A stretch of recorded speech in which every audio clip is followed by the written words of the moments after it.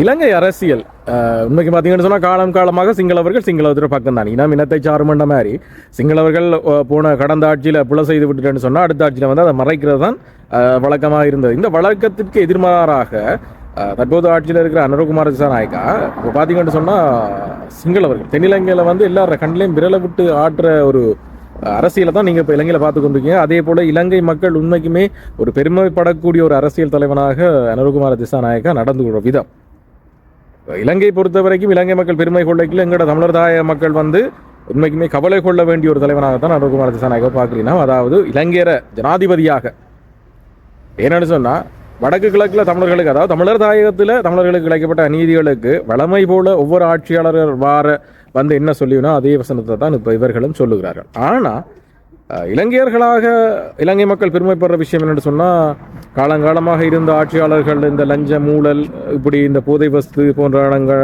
பாதுகாப்பற்ற செயற்பாடுகள் இது எல்லாத்தையும் வந்து தோண்டி எடுத்து சிங்கள ஆதிக்கம் நிறைஞ்ச அதாவது இந்த பேர்னவன்ற அந்த பைத்தியம் பிடிச்ச அந்த பைத்தியங்கள்ன்ற கண்ணுக்குள்ளே விரல விட்டு ஆட்டுற ஒரு ஜனாதிபதியை இலங்கை மக்கள் இன்றைக்கு தான் வரலாற்றில் பார்க்குறீனா. உண்மைக்குமே அனுரகுமார திசாநாயக்கா ஒரு போராளின்னு தான் சொல்லுவான்.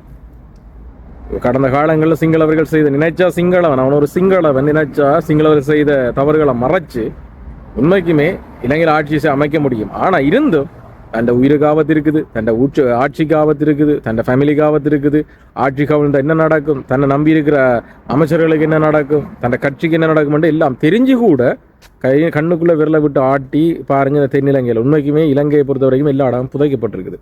தமிழர் தாயமான எங்களோட தாயத்தில் வந்து எங்களோட இனம் அழிக்கப்பட்டு புதைக்கப்பட்டிருக்குது. தென்னிலங்கையில் இலங்கையை அழிக்கிறதுக்கானதுகள் எல்லாம் புதைக்கப்பட்டிருக்குது. பார்த்தீங்கன்னு சொன்னால் இப்போ தோண்ட தோண்ட ஒவ்வொரு இடமாக இந்த ஐஸ் போதைப் பொருளுக்குரிய ரசாயனங்கள் வந்து கொண்டிருக்குது. யார் கடந்த கால ஆட்சியாளர்கள் இப்போ விளங்குதா வடக்கு கிழக்கில் திட்டமிட்டு எவ்வாறு போதைப் பொருட்கள் கொன்றப்பட்டது, சமூக சீரழிவுகள் சீர்கேடுகள் எவ்வாறு இடம்பெற்று சொல்லி மக்கள் உங்களுக்கு புரியும். அவங்க பக்கத்தில் ரெண்டு சார்பாக நிற்கிறவங்க எல்லாருக்கும் உங்களுக்கு தெரியும். அனுரகுமார திசாநாயக்கா இப்போ கூட சர்வதேசத்துக்கு சொல்லிய விஷயம் என்னன்னு சொன்னால் வெளியே பொறிமுறையில் உங்களோட நீதியை எங்களால் பெற்றுத்தர முடியாது. அது குறிப்பிட்ட காரணங்கள் வந்து ஒரு நியாயமான கருத்தாக இருந்தாலும் ஆனால் தமிழர்கள் என்ன அவர்கள் வந்து தங்களுக்கான நீதி வேண்டும். எத்தனையோ வருடங்கள் கடந்துட்டு இப்போ மண்டை தீபி புதைகுழி இப்போ செம்மணி புதைகுழி.